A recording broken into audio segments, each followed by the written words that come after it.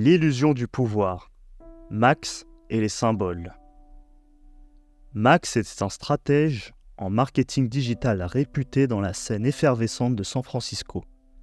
À 35 ans, il avait déjà bâti une solide réputation pour ses campagnes innovantes qui propulsaient les startups vers le succès. Son dernier défi consistait à lancer sa propre entreprise de consulting spécialisée dans la gestion de l'image des marques sur les réseaux sociaux. J'ai toujours été fasciné par le pouvoir des images et des symboles.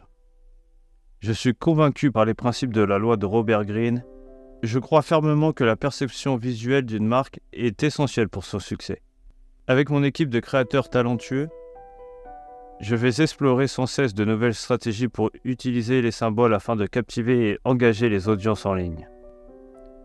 Un jour, lors d'une conférence sur l'innovation numérique, Max eut une révélation. Il constata que de nombreuses entreprises ne tiraient pas pleinement parti du potentiel des images et des symboles pour renforcer leur présence en ligne. Inspiré par les principes anciens de l'utilisation stratégique des symboles, Max décida de créer une campagne révolutionnaire pour un client majeur, une marque de luxe. Nous devons trouver un symbole puissant qui incarne le prestige et l'exclusivité de la marque. Ensemble, nous développerons un logo minimaliste mais sophistiqué, représentant une combinaison subtile de lettres stylisées, évoquant à la fois tradition et modernité. La campagne fut lancée avec une vidéo immersive mettant en scène des mannequins renommés portant les dernières créations de la marque.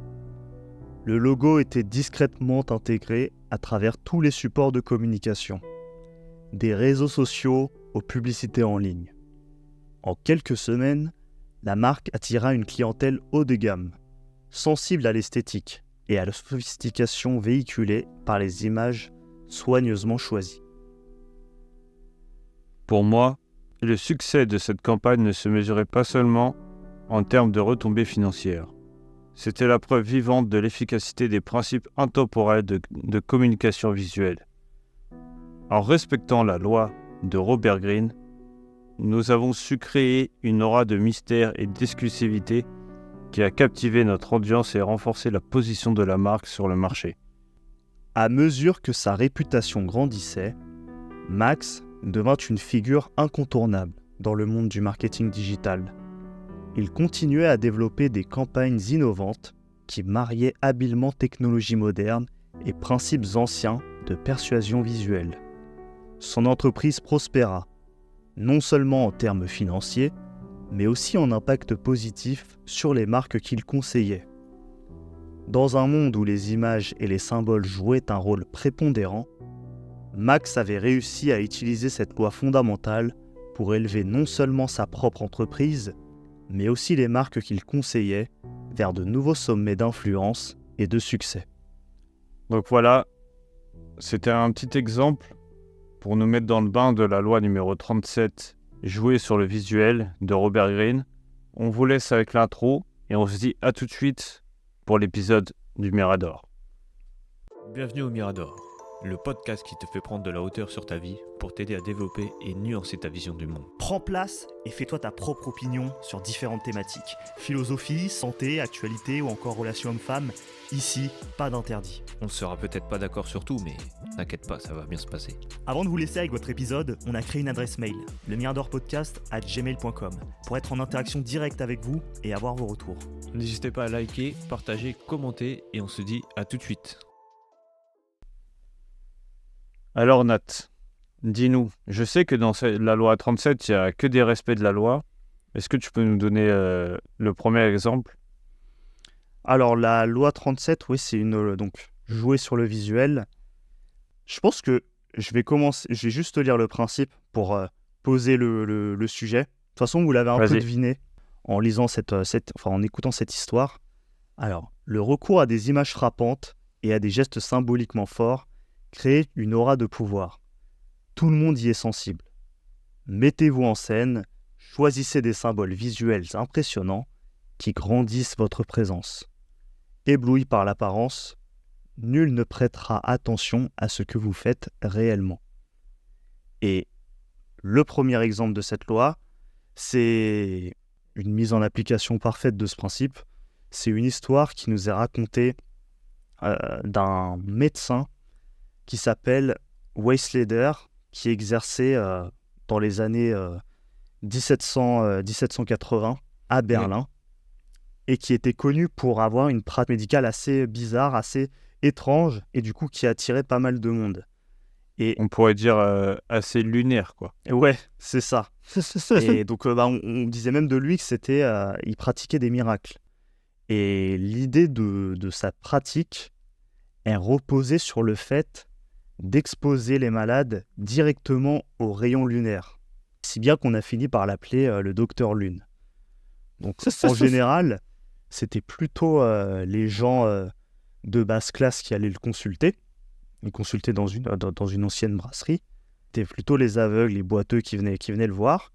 Mais un jour de 1783, le bruit s'est répandu que Waisleder eut réussi à guérir une riche patiente qui est en train de subir une terrible maladie. Et du coup, cet événement, ça a permis tout un tas de personnes issues de la plus haute classe d'entendre parler de cette histoire et de venir se faire soigner. Alors pourtant, c'est vraiment dans un endroit qui était pas ouf, mais on voyait comme ça des gens bourgeois, aristocrates, se rendre auprès de lui pour se faire soigner, parce que ils avaient été captivés par l'histoire qu'on leur en a racontée. Donc l'histoire du Docteur Lune qui permet de soigner les maladies avec les rayons lunaires. Et donc l'idée, c'est que c'est vraiment les histoires qui ont permis de créer tout ce mythe, toute cette mystique. On disait même de la femme de ce médecin qu'elle aussi était capable de pratiquer ce type de soins. Et donc, tout le monde se précipitait pour subir ces soins, enfin, en tout cas pour être pris en charge. Ce qu'il faut retenir de cette loi, c'était que, selon son propre aveu, donc celui du docteur Waisleder, les soins lunaires, c'est pas ça qui marchait, mais c'était le fait que les gens y croient qui finissait par les soigner. Et donc, Ouais, il faisait un genre de spectacle. ouais, c'est ça. C'était vraiment, tout était axé sur la mise en scène. Alors, c'est l'histoire après qui nous a raconté, mais ils se soignaient eux-mêmes en allant voir. Je pense que, en fait, c'est tout le côté psychologique en fait de la maladie qui était. C'est comme un placebo. Pour moi, ouais, c'est un peu l'idée. C'était qu'ils faisaient du placebo dans tous les sens, mais ça avait un effet positif sur les gens et surtout ça les captivait, ça les poussait à revenir. Alors que ça se trouve, ils guérissaient à cause d'autre chose. Tu vois, en fait, le mystère est laissé, autour de cette histoire, c'est que comme personne n'a pu démontrer que c'était un escroc, c'était même pas possible en soi de le prouver. Enfin, au sens où tu vois, certes, les gens pouvaient peut-être mourir après, mais cette technique n'était pas prétendue comme étant infaillible, en gros. Et donc, du coup... Ouais, puis c'est comme s'il avait fait une genre de doctrine. Ouais. Parce que les gens, ils commençaient à venir. C'est comme s'il avait créé une secte.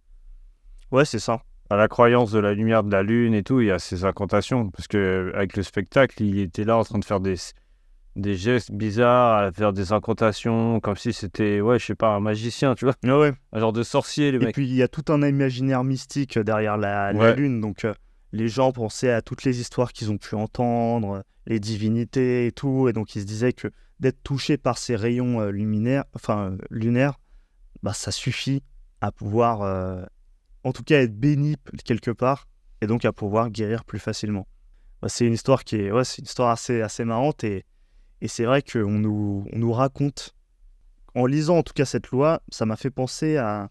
Parce que je regarde souvent d'autres livres de Robert Greene, un peu sur atteindre l'excellence, l'art de la séduction, pour voir un peu qu'est-ce qu'il y a à côté, tu vois, ne serait-ce que même pour avoir d'autres idées pour le podcast. Et je regardais à un moment donné les premières histoires qu'il y a sur l'art de la séduction, et ça racontait comment Cléopâtre se mettait en scène sur chacune de ses apparitions et comment elle a pu envoûter tout d'abord Jules César, mais ensuite Marc-Antoine, pour vraiment gagner en pouvoir et finir par régner sur Ouais. l'Égypte pendant 20 ans. Donc c'était vraiment... Il le racontait en plus... Alors c'était les écrits de l'époque qui le racontaient, mais apparemment physiquement, elle avait rien de particulier. Elle a des grands yeux, un long nez, donc jusque-là, ouais, c'est un peu l'idée qu'on se faisait d'elle, mais c'est surtout qu'elle avait cette capacité à poser sa voix, à parler d'une certaine manière, et ça, apparemment, tout le monde est unanime là-dessus. Ce qu'elle disait, c'était pas ouf, mais c'était vraiment la manière dont elle faisait sortir sa voix qui était captivant, et la manière aussi dont elle s'habillait, elle avait l'habitude de, euh, de, de, de renvoyer un imaginaire grandiose à chacune de ses apparitions, et c'est ce qui vraiment captivait toutes les personnes qui ont pu la voir. Donc en tout cas, ça c'est une des premières histoires qui nous est racontée dans la loi numéro 37. Donc il y a ce premier exemple-là, et puis il y en a un second qui nous parle un peu du triangle qu'il y avait entre le roi Henri II, Diane de Poitiers, qui était sa favorite, et puis Catherine de Médicis. Et donc l'idée, en gros, c'est que cette favorite, donc Diane de Poitiers, elle est veuve du grand sénéchal de Normandie. Et l'idée, c'est que Henri, qui était encore jeune et qui n'était pas encore roi à ce moment-là, donc il avait 17 ans, il était tout jeune, et ben il s'est pris d'amour, de sentiments pour elle, alors qu'elle avait, elle, 37 ou 38 ans, il me semble. Et Ah ouais, du coup, il y putain. avait un décalage. En gros, l'histoire, pour résumer ça très vite, c'est que malgré qu'il avait déjà une épouse, en l'occurrence Catherine de Médicis, ben, Ouais. il a toujours aimé et toujours préféré Diane de Poitiers. Et ça, en fait, tout au long de sa vie. Ça n'a jamais changé, ça a toujours été, même après les années passant, parce que du coup, comme ils avaient un certain décalage, forcément, à un moment donné, il est arrivé à un âge, Henri, où ben, il pouvait prétendre aux plus belles femmes d'Europe, des différentes cours, mais il a quand même gardé son amour pour Diane de Poitiers. En fait, l'idée, c'est que comment elle faisait en fait pour pouvoir créer pour maintenir cet amour, c'est qu'elle avait une technique qui était de créer des associations et une iconographie et de la tapisser partout. Par exemple, elle avait constitué une espèce de logo de motifs qui entrelaçaient leurs initiales et qu'elle a placardé partout dans le Ah château, ouais. partout sur les monuments, sur les habits, les affaires et tout, pour que chaque fois qu'Henri les voit, il se rappelle qu'en fait, c'est, c'est- ils sont unis pour toujours, en gros. Et C'est son âme sœur. ouais, c'est ça. C'était vraiment un des trucs qu'elle a mis en place pour essayer de rester, pour le matrixer, pour rester dans son esprit pour toujours et tout. Elle s'identifiait, à se comparer à une déesse gréco-romaine Et ouais, il y a pour ça. montrer que genre elle était d'une beauté pure. Elle l'a conquis avec cette image, hein. Elle a transformé son château avec des motifs qui représentent la déesse et tout, pour plonger Henri dans ce truc, Ouais, ouais, c'est ça en fait l'idée. pour le convaincre dans le délire que c'était une figure divine. Elle utilisait tous les subterfuges possibles pour vraiment symboliser leur union, pour la célébrer à chaque fois. Elle demandait au meilleur poète, à Pierre de Ronsard, d'écrire des poèmes en son honneur. L'idée, c'était vraiment que elle s'entoure d'une sorte d'aura divine pour que Henri ne cesse jamais de l'aimer, de l'admirer surtout. Donc c'est ça Hum. le plus intéressant. Et ce qu'il faut comprendre aussi, c'est qu'Henri II, c'était pas connu pour être quelqu'un de forcément hyper intellectuel, hyper cérébral. Du coup, elle a compris qu'il était très sensible aux symboles, à la splendeur, à tout ce qui est de l'ordre de l'émotionnel. Et donc, en fait, elle en a joué. Donc, c'est un peu une loi, c'est un peu une manipulation, en fait. Et ça, ils en parlent, pour faire un parallèle, ils en parlent aussi beaucoup dans l'art de la séduction. C'est vraiment le fait de choisir la technique qui va être adapté à la bonne victime. Et là, Henri II, c'était un peu une victime, une personne qui se laisse aller à l'émotionnel, à l'extravagance des symboles et des icônes et des motifs. Et du coup, il suffit de lui balancer des associations d'idées pour le manipuler, en tout cas pour le Ouais. fasciner, quoi. Est-ce que ça marche aussi quand tu prends, tu sais, quand tu retournes aussi, on parle souvent de ça, mais j'ai l'impression que les lois elles sont basées là-dessus aussi, tu sais, par rapport à la politique. Quand tu vois qu'ils ils te sortent des discours de ouf, ils commencent à faire des cris partout pour te motiver et tout. On peut dire qu'un cri ou quoi, ils te sortent je sais pas, peut-être le drapeau ou truc comme ça, est-ce que ça fait partie du symbole? Ouais, carrément, hein. Bah, Et c'est une le manipulation, quoi. drapeau, c'est vraiment une logique. Bah, en fait, manipulation, il y a toujours une frontière un peu entre manipulation et influence, parce que toutes les manipulations résultent d'une influence, mais l'intention qu'il y a derrière ça, comment dire, en général, quand tu manipules quelqu'un, c'est pour ton intérêt. Tu sais que s'il va Ouais, satisfaire ton intérêt, alors que l'influencer, entre guillemets, moi en tout cas, c'est la différence que je ferais, ce serait que ouais. euh, tu vas pas forcément tirer un bénéfice. Tu vas pousser la personne à agir, peut-être d'une certaine manière, tu vas l'influencer, mais ça ne va pas servir ton intérêt. Ah, C'est ça, ok. en tout cas, c'est moi la différence que je fais. Et c'est vrai que toute l'iconographie que tu peux avoir dans les partis politiques, tu sais, ils passent du temps à faire des logos ou à changer de Ouais, peau. Tu vois, par exemple, tu avais le Front National qui est devenu le Rassemblement National, tu avais alors, le RPR qui est devenu l'UMP, ensuite les Républicains, la LR. Pareil pour le Front de gauche qui est devenu la France Insoumise. Et maintenant le Front Populaire, tu vois. Ça fait que muter, muter, muter. Ils refont des nouveaux logos, des nouveaux symboles pour pouvoir plonger une nouvelle iconographie.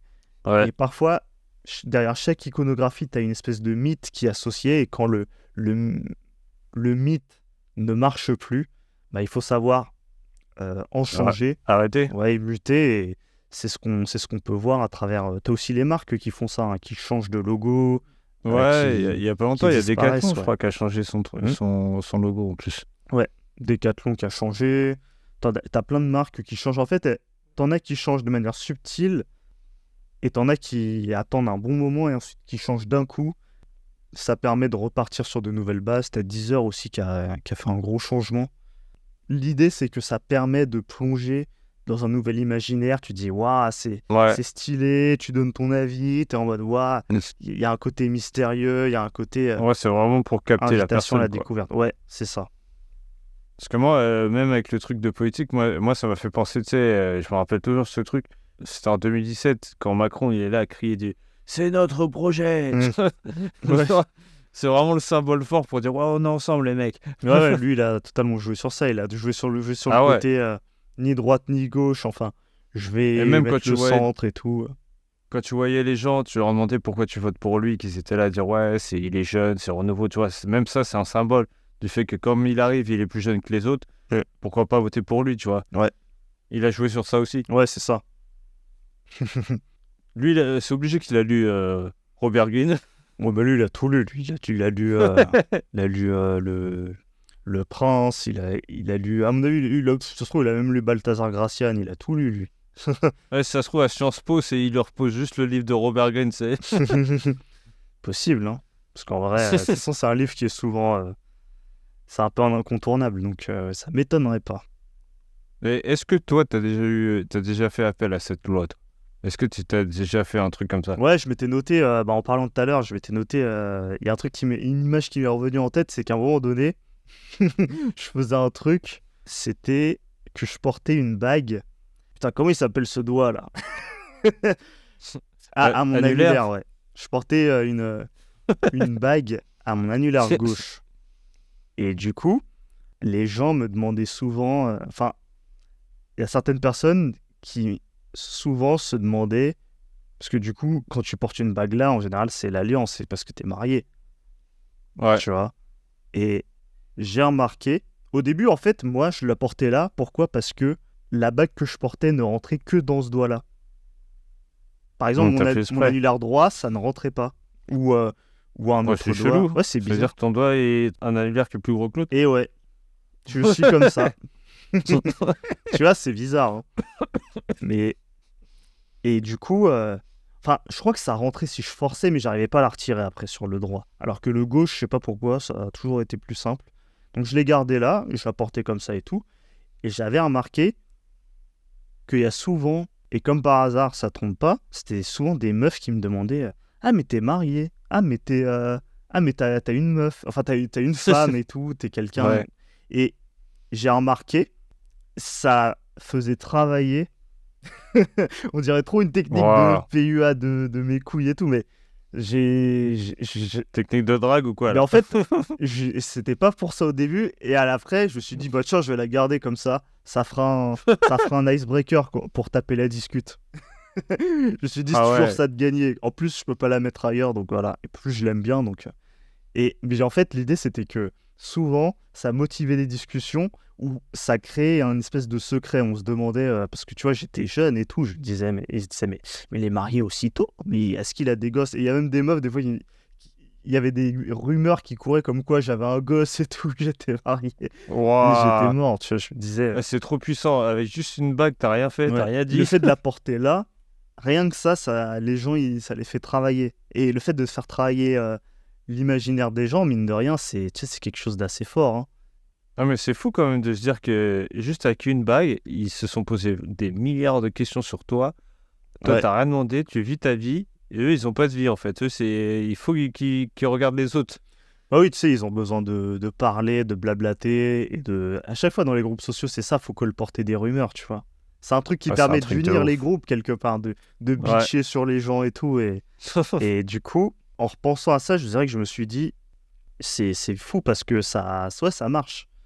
Où il y avait même des trucs. Tu sais, tu me l'avais rappelé la dernière fois, une fois quand on était pas, à l'époque, quand on était au collège et que je venais d'arriver et tout, j'avais un espèce d'accoutrement. J'avais Ah un oui, oui, style oui, je qui me était rappelle. différent du style Ouais. qui était en France, en fait. Et du coup, les gens parlaient de ça, tu vois.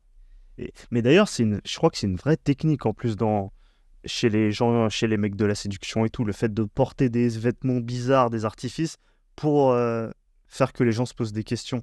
C'est un vrai truc, hein, pour le coup. Bah, de toute façon, généralement, dès que tu ressembles pas à tout le monde, il y a un problème. Ouais. Et les gens, ils commencent à se poser plein de questions. Mais pourquoi il s'habille comme ça, lui? Pourquoi il met ça? Ouais, c'est ça. Et en fait, en bien ou en mal, qui disent ah j'aime bien son style ou ah c'est un style de merde, ça les fait cogiter, ça leur ça leur donne l'idée que t'es différent. Et Ouais. rien que ça peut te Eh, permettre de lancer une tu vois, dispute. moi j'ai un exemple sur ça par exemple, aujourd'hui, quand je suis allé au restaurant, tu sais, vu que là, je laisse pousser mes cheveux, j'ai eu une mèche à cause du vent. Mm. Ah, ils sont tous restés que sur ma mèche. Ouais. J'étais à fond dessus. Alors que moi, je m'en bats les couilles, moi. Ouais. Je suis là pour manger, passer un bon moment. Ah bah ouais. Ouais, J'étais tous à fond sur ma mèche. Ah ouais, t'as un trou là, t'as une mèche là, ça part en couille, manana. Ah ouais. Ouais, tiens, et le Alors moindre que c'était truc. pas un symbole voulu, celui-là. Ouais, bah j'imagine. Ouais, ou c'est quand tu te laisses. Tu peux aussi faire ça avec la barbe, tu vois. Il y en a Ouais. certains. Ah oui, Ils ça se m'est laissent arrivé pousser aussi la avec ma barbe, ou au barbe. Ouais, contraire, ils vont la tailler, ils vont se laisser une moustache et tout. Mais ils changent de Hum. style comme ça et ça replonge quelque chose de nouveau. Parfois même, ils peuvent justifier une espèce de changement de personnalité en changeant de style. Tu vois, Ouais. ils en profitent pour faire le petit switch. Et bah, c'est l'idée en fait de cette loi, en gros. Après, il y a plein d'autres histoires qui sont racontées, notamment celle de Louis XIV. Je peux peut-être lire d'ailleurs un extrait des mémoires de Louis XIV pour vous donner une idée, parce que ça résume assez bien sa mentalité. Parce que tout le monde se demande un peu pourquoi s'appelle le roi soleil, tu vois. Donc, ça nous dit « On choisit pour corps le soleil qui, dans les règles de cet art, est le plus noble de tous, et qui, par la qualité d'unique, par l'éclat qui l'environne, par la lumière qu'il communique aux autres astres qui lui composent comme une espèce de cour, par le partage égal et juste qu'il fait de cette même lumière à tous les divers climats du monde, par le bien qu'il fait en tout lieu, produisant sans cesse de tous côtés la vie, la joie et l'action, par son mouvement relâche, où il paraît néanmoins toujours tranquille, par cette course constante et invariable, dont il ne s'écarte et ne se détourne jamais, est assurément la plus vive et la plus belle image d'un grand monarque. Donc tu vois, c'est là, ça vient de lui-même, donc pour le coup, c'est très bien résumé. Pourquoi ça résume tout. Pourquoi il a voulu mettre cette mystique, mettre cette iconographie du soleil autour de son règne, parce que c'est vrai que le soleil, ça suffit. Il y a tout qui tourne autour, voilà. c'est tout. Tout gravite autour, il éblouit tout, les rayons qui passent partout et tout, c'est hyper puissant. Je prenais pas pour une merde celui-là. Ah ouais, c'est... Pourtant, mais en même temps, merde, c'est vrai. Il me semble qu'il chiait devant les gens, mais... Oui, c'est autre chose, ça, c'est un autre sujet. Non, mais c'est exactement là où j'allais revenir. Parce que même il prenait son bain et tout devant tout le monde. Ça se trouve, c'est juste pour ça. Ouais. Vu que tout le monde tourne autour de lui, il se cache de personne. Ouais. Ce qu'il fume, en plus, c'est qu'apparemment, il prenait peu de bains quand même. C'était une époque ils s'en bat les couilles. Enfin, c'était pas que lui, mais les gens étaient assez sales à cette époque, à ce qui paraît. Ouais. C'était vraiment pas... C'est marrant. Hygiénique, quoi. Ouais. Enfin bon. Voilà. En tout cas, je crois qu'il n'y a pas de à contrario sur cette loi. Non. En tout cas, je sais pas si tu as un mot de la fin, mais moi, je dirais juste, n'hésitez pas à vous servir des symboles que vous pouvez utiliser ou essayer de lire cette loi, elle est très importante. L'idée, c'est vraiment de trouver des associations. Alors, ça peut même être dans le discours, des métaphores, tu vois, on en parlait tout à l'heure, sur la politique. Ouais, ou sa façon de s'habiller. Voilà, le style, la façon de s'habiller, c'est tout ce qui permet de donner un peu de charisme. Parce que quelque part, c'est pas trop ce qui est dit dans la loi, mais c'est moi ce que j'en retiens surtout, c'est tous les éléments qui peuvent façonner l'imaginaire des gens à votre rencontre et se dire « Ah, mais pourquoi il porte ça ? Ah, mais qu'est-ce que ça veut dire pour lui de faire ça ? Ah, mais qu'est-ce que... Donc, tu fais travailler les gens... Ouais, en fait, c'est ça, c'est pour te démarquer un peu. Ouais.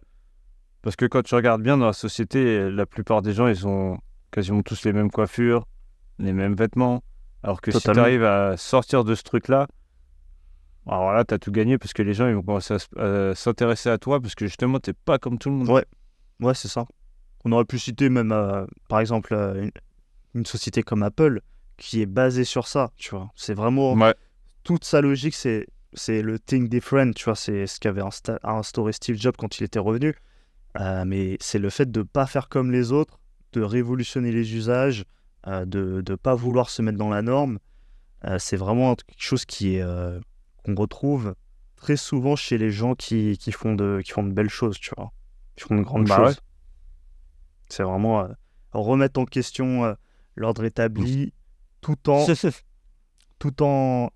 pas en le faisant juste en étant tu vois, sans grâce, tu vois, en étant juste en mode « Ah, mais c'est de la merde, nanana », mais en ayant une espèce une espèce de style de grâce en le faisant. Ouais. Et ça, c'est beau. Ouais, même la manière de parler, ouais. Ouais, c'est ça. Ou simplement, tu vois, je sais pas, même je regardais encore les régimes alimentaires, il y a énormément de ça, tu vois. Régime du camp, diète cétogène, tu vois. Quand t'entends ces noms-là, t'es en mode « Ah, mais qu'est-ce que c'est ? Qu'est-ce qu'il y a derrière ?» Alors que si on te dit concrètement ce que voilà, ça vend pas du rêve. Tu vois, on te dit diète. Ouais, on va te sortir des termes de merde. Diète cétogène, machin, comment ça s'appelle régime keto. Paléo, cétogène et tout. T'es en mode waouh, le régime de nos ancêtres et tout, trop stylé et tout. Non, en fait, tu bouffes pas de sucre, tu racontes pas ta vie, c'est tout. Ouais, c'est ça. C'est tout. Et là, si on te dit ça, tu manges plus de gras et tu manges moins de sucre. C'est nul. Et alors que si on te raconte, ouais, c'est le régime de nos ancêtres, quand on était chasseurs-cueilleurs, blablabla, blablabla, t'es en mode, ah ouais, et tout. Ah oui, mais c'est comme ça qu'il faut manger, c'est comme ça, oui, ils étaient bien à l'époque, ils chassaient le mammouth et tout. On chassait du mammouth. Ça part en couille, ça c'est comme... Et il y en a plein d'ailleurs des influenceurs qui jouent sur ça. Il y avait le cas de comment il s'appelle c'est Liverman, là, le mec qui bouffe de la viande crue, là, avec des intestins et des trucs comme ça. Liver King, pardon. Le barbu, là. Et tu vois, il a fait sa marque sur ça. Entre les régimes hyper caloriques, les régimes animal, carnivores, et lui, tu vois, il y a une différence d'imaginaire. Le mec, Ouais, non, mais c'est surtout que lui, je crois, il faisait croire aux gens qu'il avait eu son physique en mangeant tout ça, là, toute cette viande, alors qu'en fait, il était chargé. Ouais. Ouais, tu vois, mais le fait que il ait joué sur l'ambiguïté, les gens... alors que quand tu vois son corps, évidemment qu'il l'est. Il n'y a pas de doute. Ouais, Tu vois, mais en fait, ça a créé le doute chez les gens de voir son style de vie. On s'est dit, ah, et peut-être, ah, et si, ah oui, peut-être que, en fait, si, c'est possible. Ça lui a permis, et ça a fait un gros fonds de business d'ailleurs, ce ouais, c'est un régime-là. truc de ouf. D'ailleurs, il continue à vendre, à faire beaucoup d'argent, je crois. Moi, ça marchera toujours. Ouais. Donc voilà pour cette loi. Ok. Bon, en tout cas, j'espère que ça vous a plu. N'hésitez pas à liker, partager, à vous abonner, à nous laisser 5 étoiles sur la plateforme de podcast sur laquelle vous écoutez. Parce que ça, par contre, ça nous aide énormément. Donc, on vous dit à la semaine prochaine pour un nouvel épisode. Salut à tous.